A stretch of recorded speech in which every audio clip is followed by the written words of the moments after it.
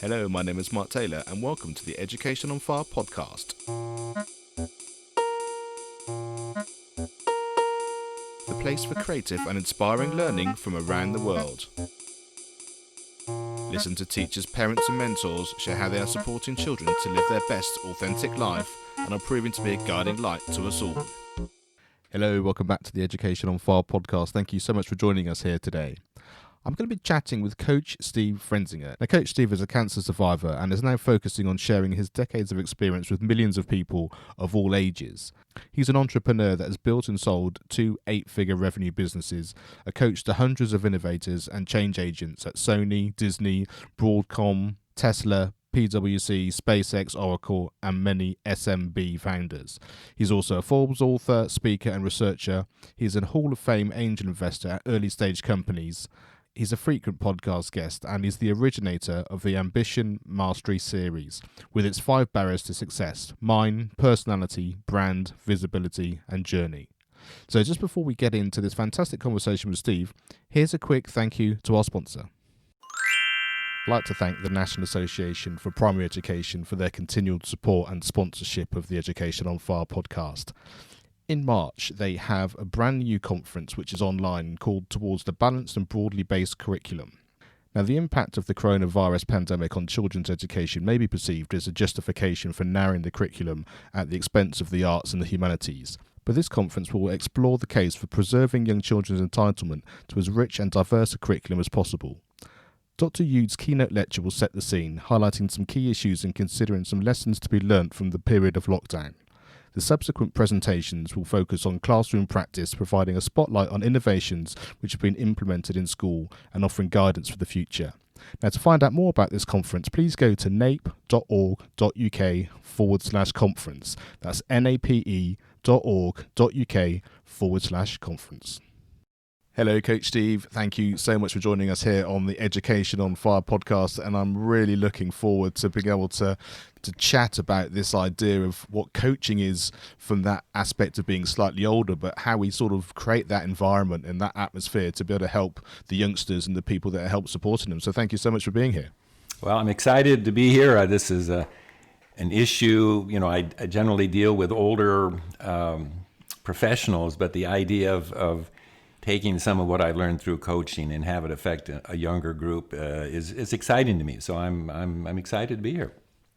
So why don't we start? One of the things that really struck me when we were sort of getting together, but before we started recording, the whole idea of feedback. And there are 2 things that I know as a parent, as well as being a music teacher, is often that sense of feedback often comes across as the children sort of feel like they're being threatened, or no matter how you sort of try and do it, it's really hard for them not to instinctually feel like they're being threatened. And I don't know if that's because that's the atmosphere that our education system is in at the moment, or whether that's a more biological thing. But to try and get that atmosphere where it feels like a positive thing and we're always learning from our failures or from our mistakes, I think is a really important thing for children to understand. Yeah, I think, what you say about the kids, it's true with adults as well. We have a sense that feedback is going to be negative, and as a result, we don't seek it. But, after decades of coaching, I can tell you that 95% of feedback is either good or it's easily fixable.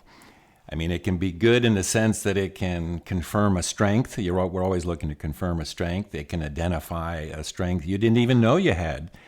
And if it points out a problem, a bad handshake, violating personal space, you're too loud and aggressive, whatever it is, these are easily fixable. You just stop doing that, And I think part of it is one, knowing that you're doing these things, isn't it, as well? And also feeling like you're then on a continually positive journey. And I think that's something that people don't understand as well. It's that kind of, I must be perfect to begin with. And I have to say, it's something which strikes me a lot as a musician. What I found is that certainly here in the UK, one of the things is kind of being professional, being prepared, and also you turn up for everything, knowing everything. It's sort of time is money and that kind of thing.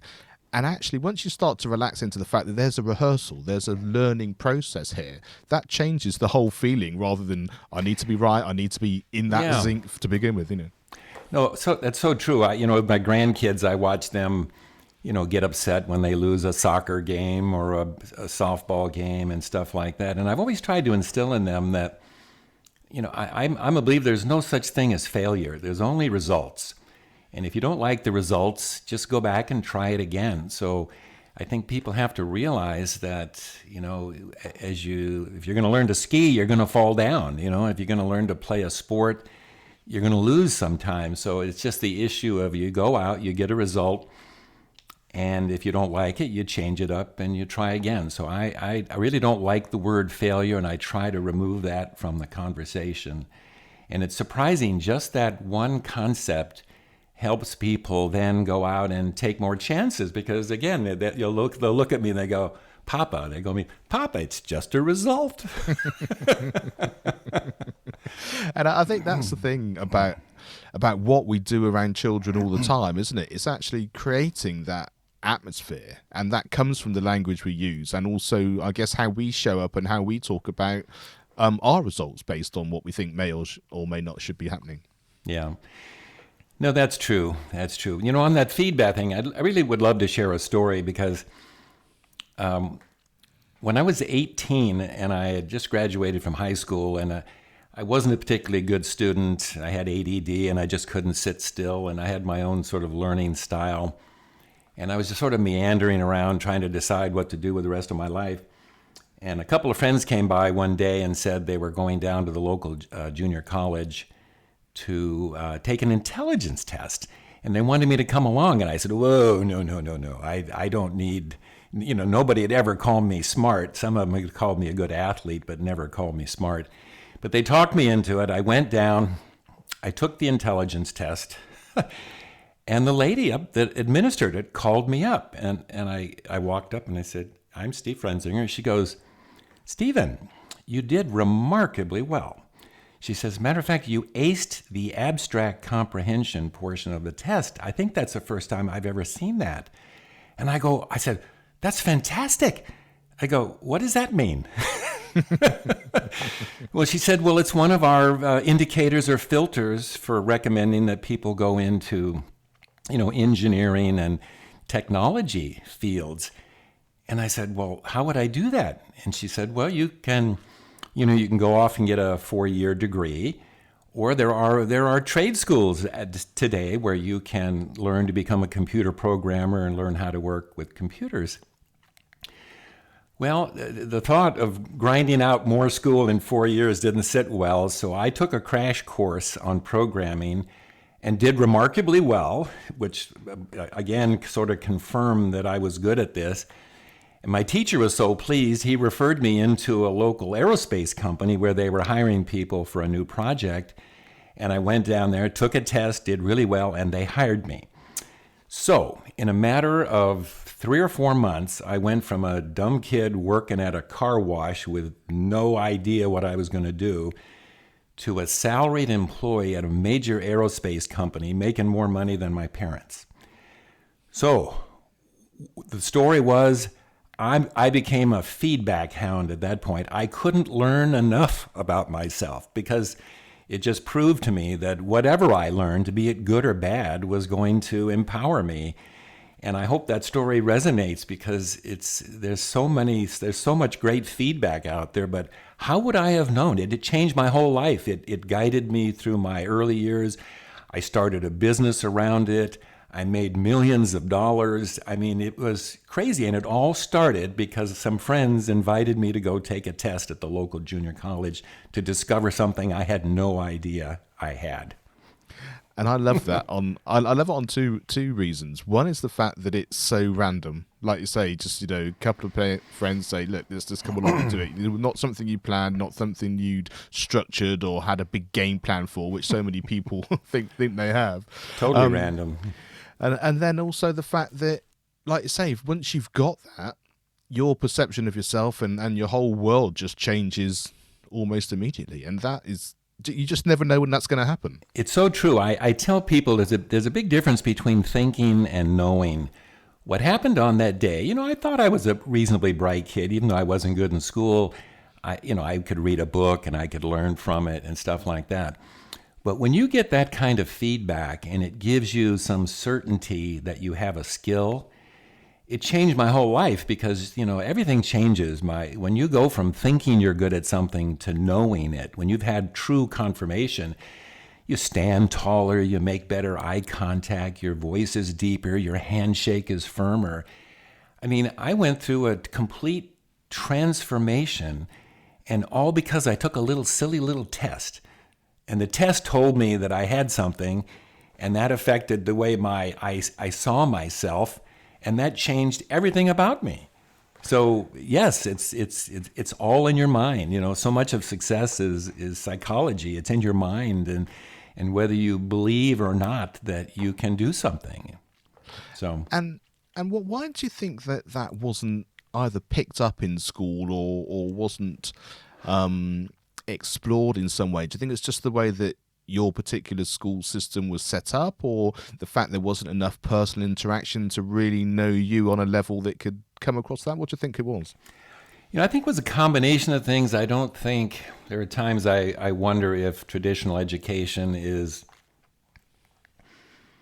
properly guiding kids, And the other part, I was just never into being a student. I mean, I sat in class and just tapped my foot and stared out the window, and it was pathetically slow in my mind. And they'd hand out a book, and I'd go read it over the weekend, and I'd go, now I'm going to spend 3 months going through a book I just read. So I think it's a mismatch in some cases of what's being taught, and then maybe recognizing a student's method of learning. I think teachers probably have to teach to the common denominator in the classroom. And there's a lot of different learners out there. I learned over time that I'm an auditory learner. For some reason, I may not look at you, I may not make good eye contact, I'm not a touchy-feely person, but somehow what you say resonates with me, okay? And so much of what I was being taught was being written on the board, and I was being told to read it and stuff. So I think it's sort of a combination of things, and I think certainly that's a topic for discussion, and a good one. Yeah, and I think that's why these conversations are so important to me, because it kind of, whoever's listening and clocks this, it is that sense of everything is different and everything is possible and everything can change. How you show up, how you teach someone, how you talk to them, even a student themselves who comes across it and actually says, yeah, so this person's managed to do, like, for your example, had their school experience like it was, and then their life changed and then went on to have a highly successful career.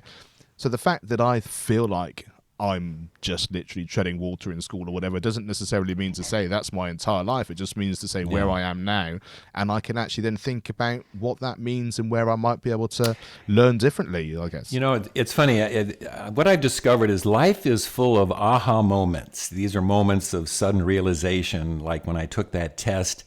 And sometimes they're even epiphanies. An epiphany is just an aha moment on steroids. And my epiphany that day after I took that test, changed everything. And I guess from a teacher's standpoint, you have to look for the student who's had an aha moment and then reinforce it, because they come and go. Kids either check in or check out. The mind plays funny games with us, and we're sitting there in class, and our minds often engage us in conversation, and that turns off our hearing, our sight, our everything. When you're in your head thinking and talking to yourself, pondering reviewing the past or pondering the future, which is the domain of the mind, you're unaware of what's going on. Matter of fact, you don't hear what's being said properly. If you're driving a car, you probably get off at the wrong off ramp. If you're on an elevator, you probably get off at the wrong floor. We've all seen that when we're just sort of checked out. And people say, "Well, what do you think, Steve?" And I say, "About what?" And I go, "What I just asked you." And I said, "Oh, I'm sorry, I didn't hear it." And it's like, where were you? You were in your head, and I think that's what most teachers have to be aware. Matter of fact, this brings up I teach a selling course, and I tell people that when you're speaking to a group of people, and I guess this would assume a classroom as well, You have to assume that at least half of the people didn't hear what you said at that moment, okay? And as a result, if it was an important part of the lesson, it has to be repeated multiple times. Because people in the audience go in and out of consciousness. And when I go into my head thinking, I don't hear what you say, and when I come back, I do. But literally, up to half of your students probably don't hear what you say at any moment in time. And how would that affect your lesson plan? Would it cause you to would it cause you to say the same thing in a different way or just be repetitive? Matter of fact, as a teacher, when people would sometimes, I'd get these evaluations, they said, Steve, you're a great teacher, but my gosh, you're repetitive. And I said, thank you. And they go, oh. And I said, because that means you were paying attention. If you heard me say it twice, then you were paying attention, but I said half the room didn't hear what I said. So I think from that would be something I'd want to share. I've seen this for so long, that if it's important, it has to be restated multiple times. And I have heard that as a concept before from a teacher standpoint. The fact that you are selling your lesson, you're selling the information, you're selling what you're doing on that day to engage with all the people in the room, and actually, like you say, to be able to make sure that you understand that that's the case and to catch all those people. And we certainly know that from our own personal learning experience. I think it's great to hear, and I think it's a really good piece of information for us just to remember, because I think, like I say, unless you're told it or unless you come across it as an idea, you kind of either lose that concept or you just get out of the habit of doing it. And having certain sort of points of reference on all of those lessons above and beyond what you think you're getting across, I think is going to be really important. Yeah, I think, whether, repeating it twice or telling a story related to the concept, or I think I'd mentioned to you before that when I was young, I was an avid reader, and I did interact with my teachers from time to time, and I would say, gosh, I love learning, but I just can't remember this. And one of my teachers said, well, Stephen, you should consider being a teacher, because when you teach, you'll remember these things forever. They'll be top of mind. So I actually took that to heart. And as I got into my profession, when I learned something, I always wanted to share it, because sharing it, for some reason, was better than taking notes. It was better than marking my book up that I'd never go back and look at again. But when I shared it, there's something happened. Those little synapses were connecting my neurons in my head, and there was a pathway created back to the information. So learn and share became really key reasons for my own personal success. But I also realized that you have to simplify what you share, because you typically share in minutes what it takes hours and days and weeks sometime to learn. So by simplifying, and I'll say, for example, let's say there's 10 points in a concept. I'm not going to sit there and list off 10 things. I'm just going to tell you the general concept and give you the top 2. But those 2 are enough to get you to understand the value of what I'm saying. And it's a trigger mechanism for me to follow back into my brain where the other 8 items are stored. Yeah. So I often wondered if a teacher could get a child to realize that sharing was a great way to remember, and that they should go home and share it with their brothers and sisters, or share it with their mom and dad. We're always looking for ways to get our kids to talk to us. What if the children thought that sharing was their way of owning and mastering information? It might even create more dialogue in the household. Absolutely. I really love that. And it just reminded me, one of the things I do in my lessons is, especially when the children are first starting to learn the drums, for example, I get them when they come in sort of week 2, week 3, week 4 to say, so imagine I'm the student. You tell me, show me, teach me what we've done so far. How would you tell me how to hold the sticks? What sort of things did we talk about, good ways to remember certain things, or a new note, and all those sorts of stuff. And you're absolutely right. It's interesting. That they know it because they do it, and that they understand, but they're sometimes just sort of searching for those words. And you're right, it's all those neural pathways all starting to come out so that they can explain it and move it on. And I think, yeah, connecting those dots in that way is a brilliant idea. Well, we've all had these situations where we're talking and somebody brings up something and we know the answer, or we know the author, or we know the concept, but it's just not top of mind. Then we're driving home, or that night we go, I remember. So the difference between remembering later and remembering on the spot is these little connections that we make that for me turned out to be through sharing and simplifying.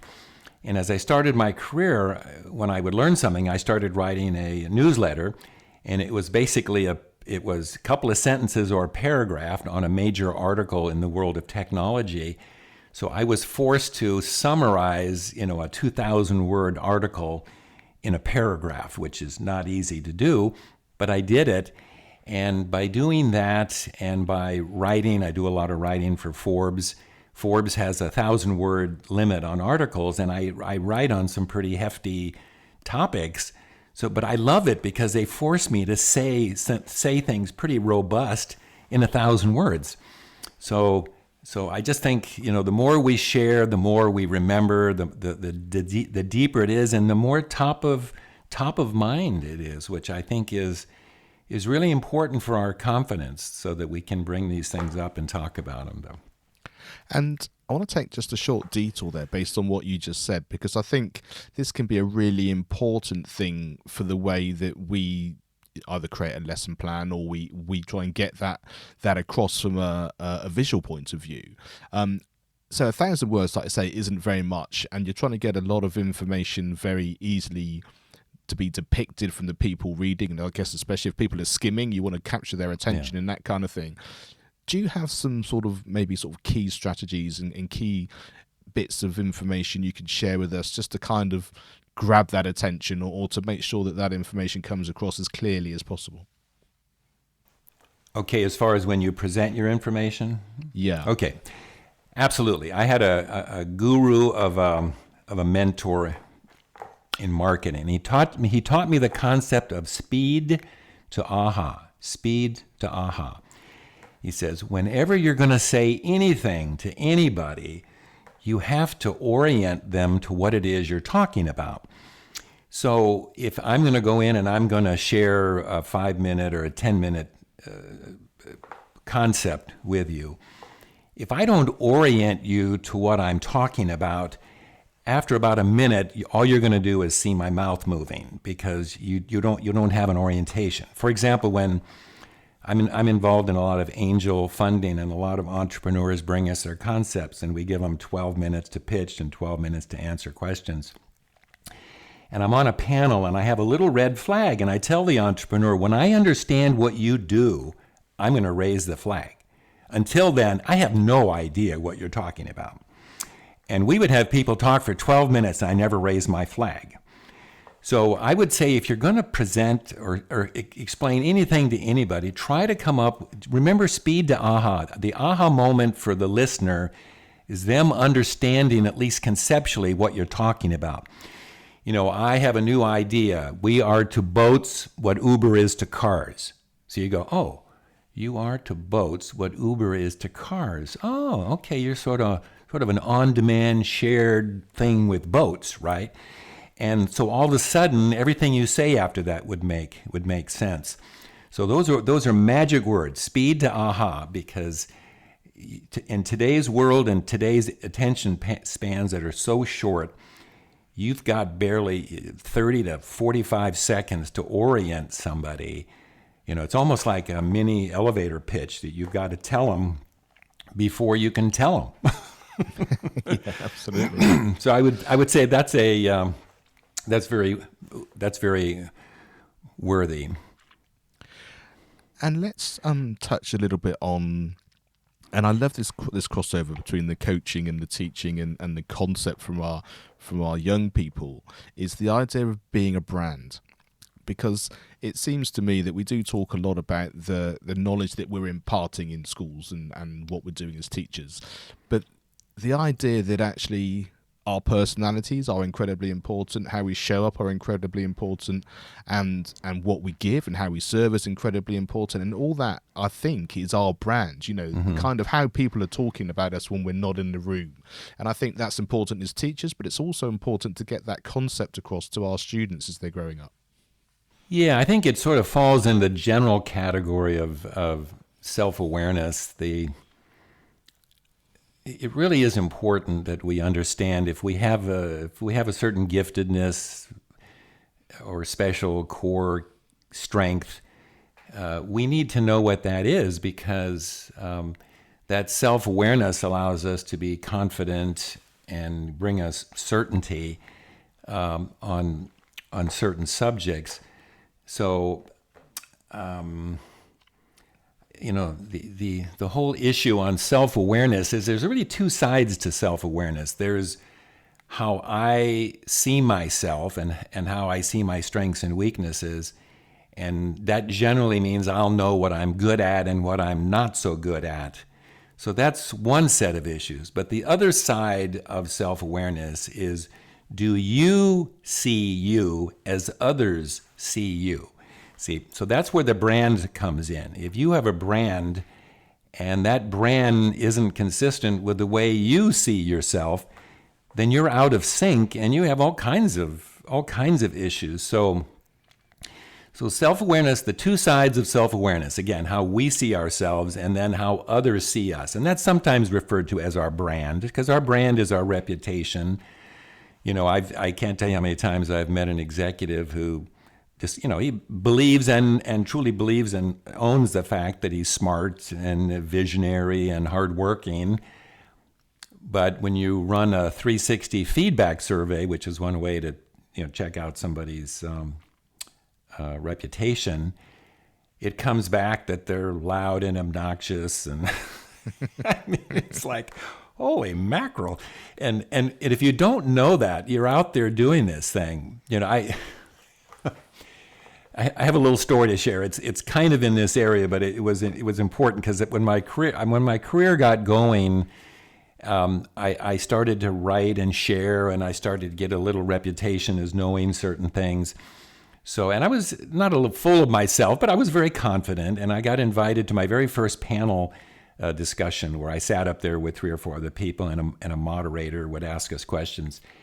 And when I was done, I was so happy with myself. I mean, I just thought I was articulate. I just thought I delivered on point. I felt like I was the smartest guy on the stage, So I walk off the stage and I see my wife, who was going to meet me there to have lunch afterwards. And I walked up very confidently and said, "Well, honey, what do you think?" And she goes, "That was awful." And I went, What are you talking about?" She goes, "You were chewing gum and smacking it. Everybody in the room could hear you smacking your gum. And you were tapping your foot on the floor." It was a hardwood floor. So, I was a nerd. When I was a kid, I was still tapping my foot. So between chewing gum and tapping my foot, my wife laid it on me, and I walked out of there and go, "No, who would have told me that? Who would have given me that feedback other than my wife, who's not afraid to call it the way she sees it?" But I would have left that meeting, that event, thinking I had nailed it, when I probably left people thinking I was kind of an oddball, So, but it's just more of that we just don't see ourselves. We just don't see ourselves well. We don't see ourselves well. We don't ask people for feedback. People don't give us feedback freely because they always think it's going to be an issue. And then probably 1 in 25 professionals will actually hire somebody like me to go out and do a feedback survey. So there's feedback all around us, but we just don't get it, and we just have to find a way to get it. And there are some techniques, and I can talk about that later.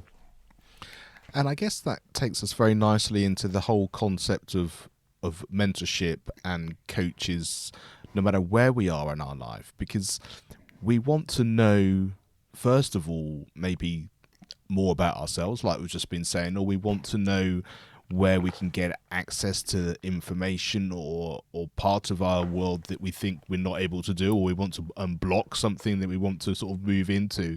And I guess teachers are the first kind of mentors in a group setting, but it's kind of that one-on-one or that one to small group where you kind of, I guess, have that opportunity to get that feedback in a safe environment. Yeah, well, I tell you, one thing I have learned is never underestimate the impact of what you tell a child.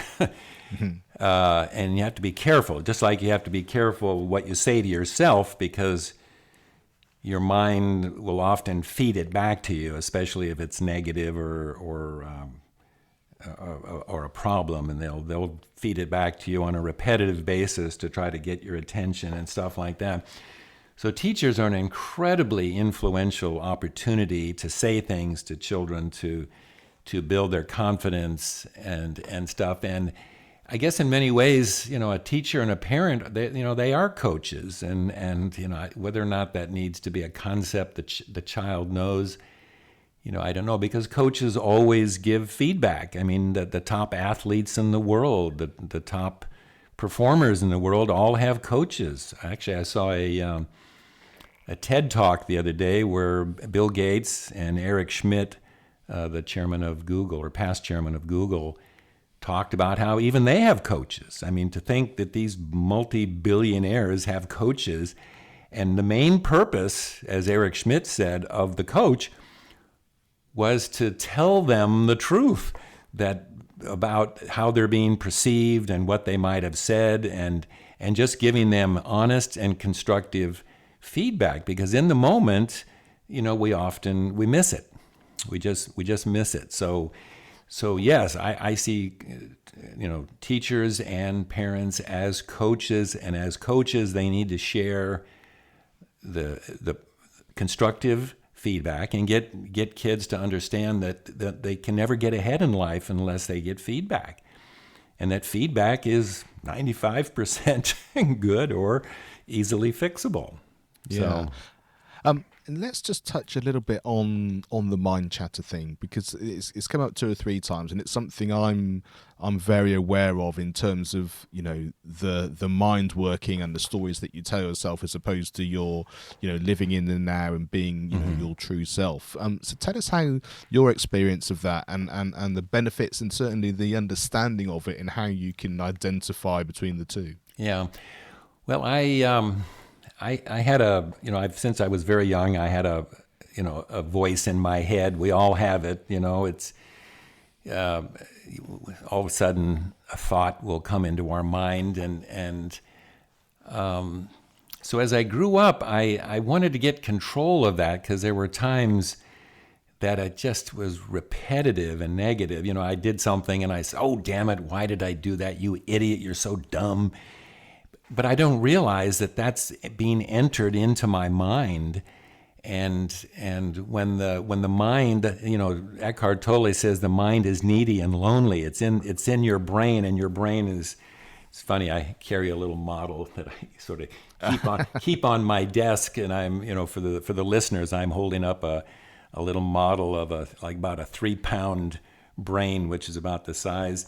And the issue is that you need to realize that your mind is like a computer, and it provides a service, and inside there, it's dealing with the past and the future. But when you're truly in the moment and you're doing something, and your mind is more like the observer or the camera person at a photo shoot, which I think I mentioned earlier, it loses its voice. So if you're getting a lot of chatter in your mind, you have to come up with various techniques to get it to quiet. And one of the ways is don't give it any ammunition. Let's say, you're mad at somebody, you want to say, that son of a gun stabbed me in the back. Well, believe me, the mind recorded that and said, ooh, I'm going to remind you of that one.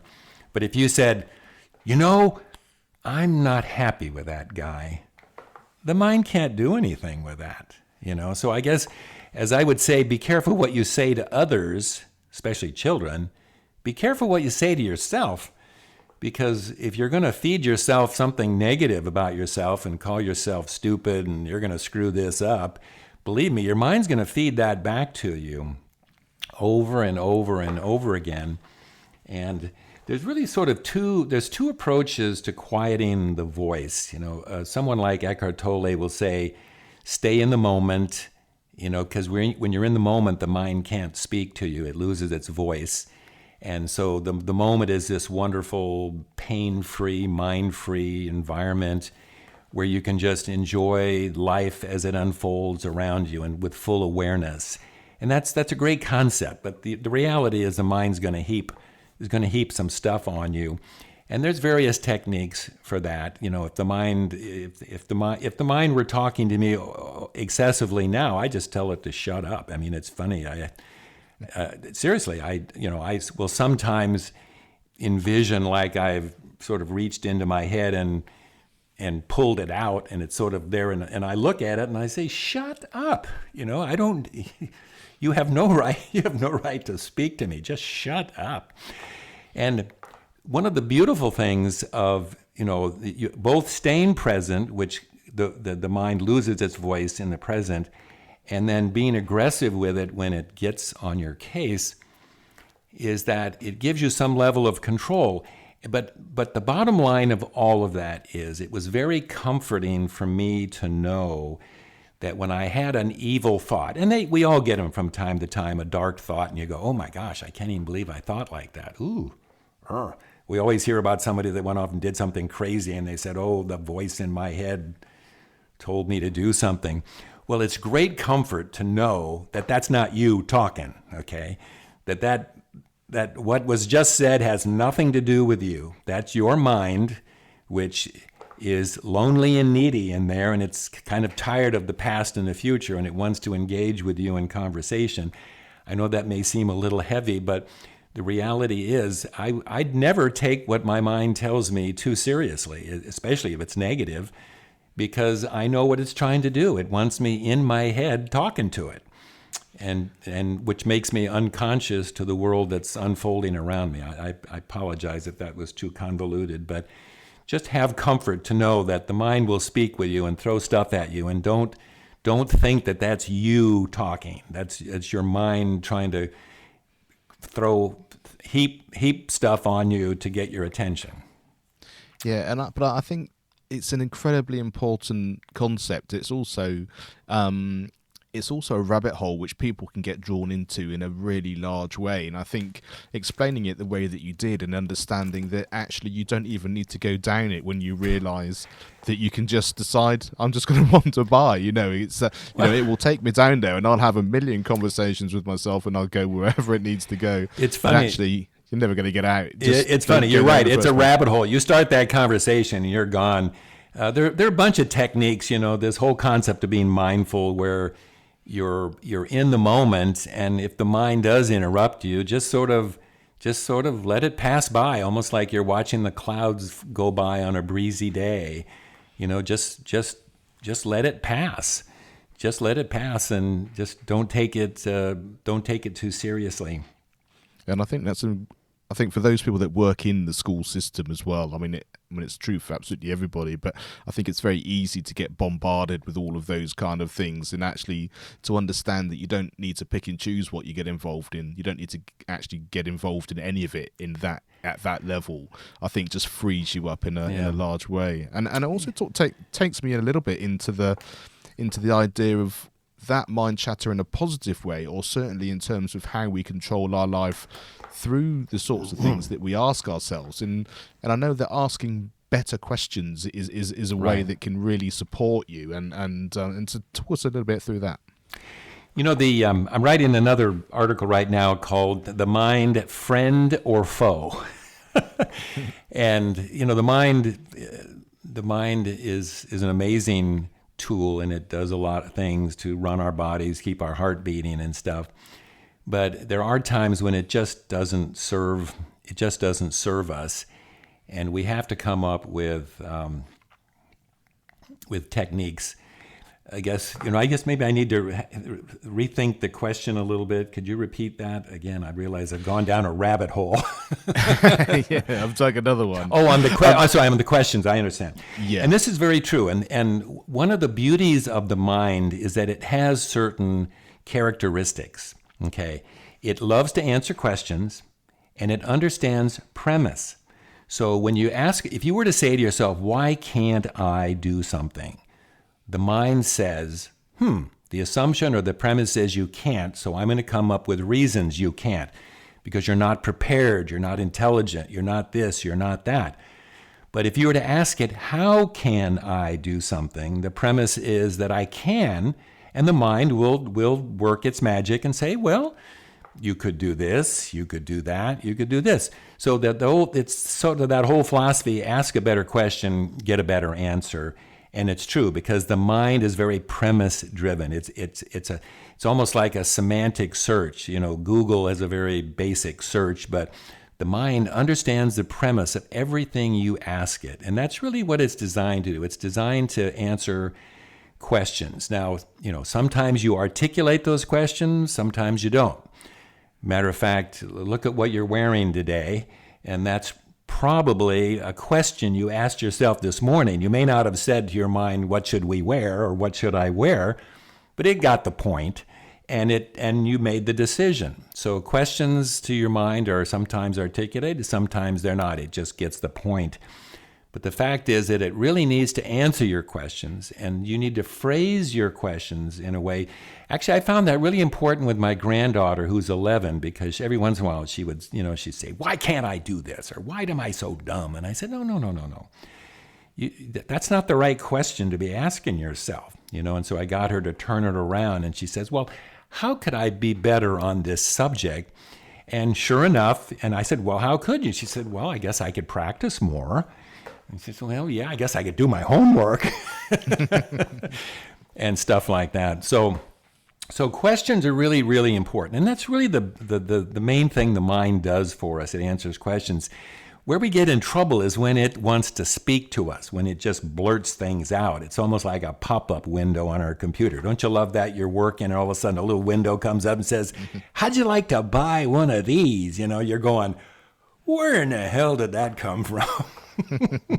So if you want to avoid the pop-up windows, that's what I call self-talk. And as the mind works harder and harder to get your attention, it'll say more outrageous things.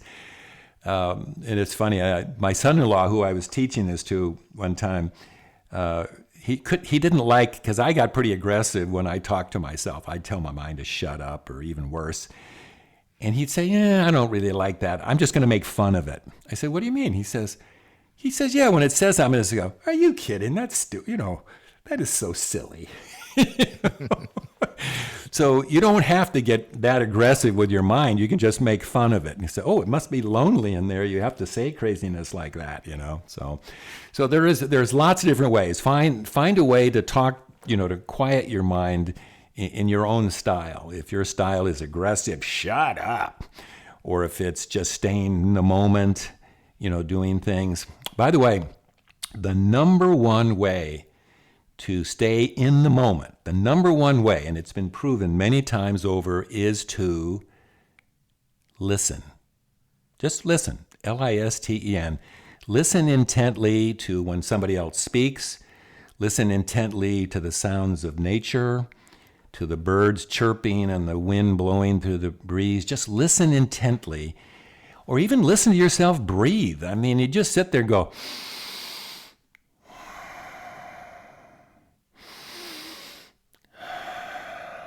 and the longer and deeper the breath, the more likely you'll quiet the mind. I like 5 seconds in, 5 seconds out.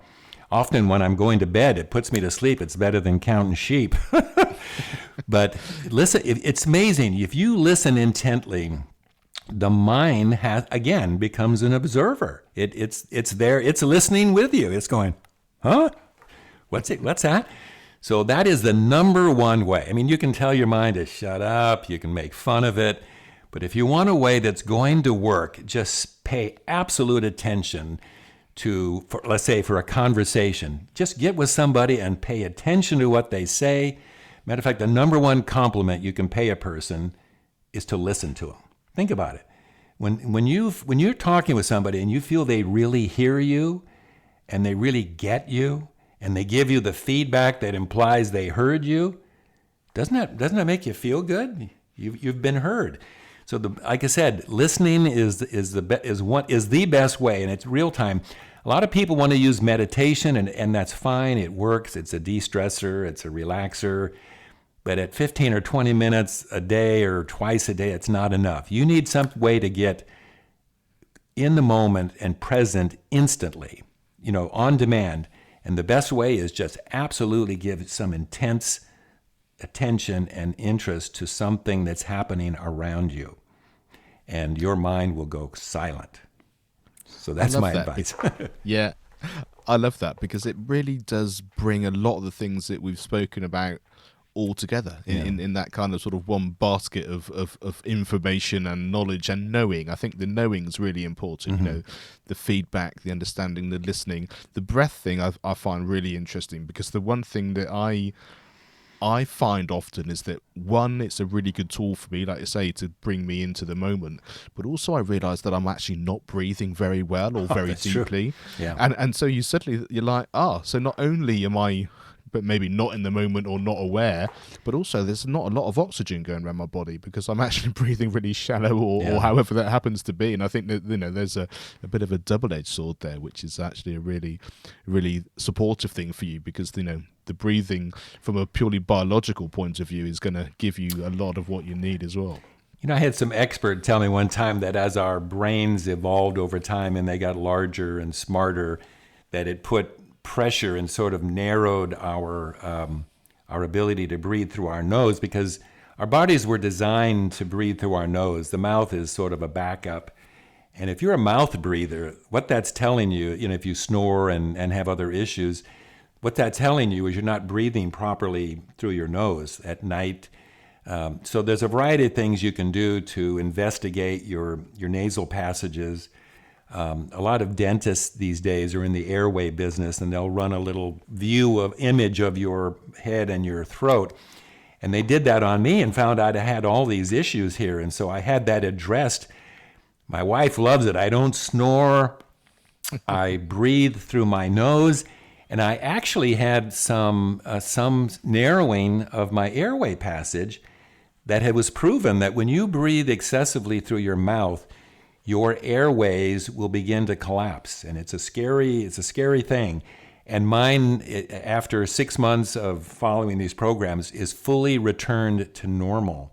I had a frightening X-ray that showed my airways collapsing, and it was because I was mouth breathing. So it's important that you breathe through your nose for health reasons and for consciousness reasons, because we were designed to breathe through our noses.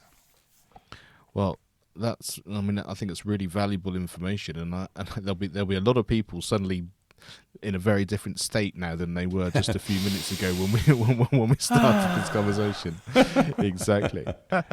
So just to finish off, I know lots of people will always be asking you, what's the most important piece of information you'd like to share with other people or to pass down to the next generation. So would you mind sharing that with us? Yeah, I think, sometimes every once in a while somebody say, what's the one thing? What's the one thing you want to communicate to people? And that is you need feedback. You need raw, honest, constructive feedback. Feedback needs to be comprehensive, timely, and actionable. Comprehensive, don't tell me I'm a jerk. Tell me why I'm a jerk, Timely, don't tell me last month you said this. What good is last month? You need to tell me now. And it needs to be actionable. Don't tell me I need to be 7 feet tall, because that's never going to happen. So it's all about feedback. Matter of fact, there's so many reasons for feedback. Matter of fact, I have a great little story, short one here, that people that don't go to the doctor very often are afraid of feedback from their doctor. And we will occasionally hear a story where somebody will eventually go to the doctor and be diagnosed with a serious illness that they could have discovered years earlier if they had just investigated, if they had just gone and gotten feedback, okay? Never wait for feedback. I've seen it sidetrack careers. I've seen it stall careers. I've seen it end careers because people do things that they're not aware of, and nobody is either brave enough to share it with them, or they don't pursue feedback. I think you need to let people know around you that you're interested in their feedback, because you just say, listen, I can't grow without feedback. And avoid the cardinal sin. When somebody gives you feedback, that's not an opportunity for you to give them feedback. So don't do that, because that's a horrible way. The only thing you can say to somebody who gives you honest, constructive feedback, something you can learn from, the only thing you can say is thank you. Because it changed my life when I was 18. That little bit of feedback from that intelligence test launched an entire career. My whole life was turned on that moment of feedback, and it turned me into, some people call me a feedback hound. Actually, I almost started a podcast called the Feedback Hound, because I wanted it. I don't care what I found out, good or bad. It didn't matter, because if it says I'm bad at this, well, good, I won't do that, So I'd say just be open to feedback. Tell people you want feedback. Don't ask them every day. That looks a little needy, but seriously, pursue feedback. And if you're a professional already and you want a broader look, you might engage somebody to do a 360 survey to kind of create a baseline as to how others see you, so that you can be both personally self-aware and then self-aware as to others, how they view you and your reputation. So the last thought is feedback. Go for it. Absolutely. And when you've got all that honesty and you've got that feedback and you know where you are, you know exactly what your next steps are, I guess, because you've actually then, exactly who you are and where you are. And then those great questions that you can ask yourself can then take you where you want to go. Absolutely. There's nothing like knowing who you are and how you're developing. It makes decisions incredibly clear. Matter of fact, I wrote an article on that in Forbes. If they go to Forbes.com and just search on Pfrenzinger, you'll see the articles that I wrote on and other subjects. But that one on feedback is really, really valuable. Well, Coach Steve, thank you so much for sharing all this wisdom. It's been really thought-provoking, and I think it'll make a lot of people analyze, if nothing else, and actually take that feedback from themselves in that initial stage, and also maybe ask some other people as well. So for people who want to read more of your articles and find out more stuff, where can they find you? Well, I think, like I said, Forbes.com, just search on Pfrenzinger. I have a website called Coach Steve P. So if you go to www.coachstevep.com, you'll see more about what I do and stuff. I came out of retirement. Like I said, I dodged cancer, and I'm just so excited to create courses and master classes and masterminds in an effort to share my knowledge with as many people as I can. I mean, I've coached at Sony and Disney and Broadcom and Tesla and SpaceX and Price Waterhouse, and that's great, but that was all one-on-one and very pricey, and that's not... I'm not affecting enough people. I want to impact millions of people. So if you find out about me, everything I'm going to create is going to be something that is available to as many people as possible for as little as possible. Matter of fact, the only reason I charge for it at this point is that I've discovered that if people don't pay something, they don't pay attention. So I have courses that are very inexpensive and others that are a little more if it takes a little bit of my time. But my goal is to share my knowledge. Everything I share is based on real life experience with hundreds of people across numerous industries. And I look forward to interacting with as many people that want to reach out to me. You can give me your information on my website, and I'll send you some interesting insights and keep you up to date on what I'm doing. Fantastic. Well, Coach Steve, thank you so much indeed, and I really look forward to the opportunity I really look forward to the opportunity of when we can continue this conversation. Oh, I'd love it. I'd love to find out how any of this might be used. Plus, I'll have additional time to think about how this could be used in more of the younger group educational system. Very good. Thank you. Thanks for listening to the Education on Fire podcast. For more information of each episode and to get in touch, go to educationonfire.com. Education is not the filling of a pail, but the lighting of a fire.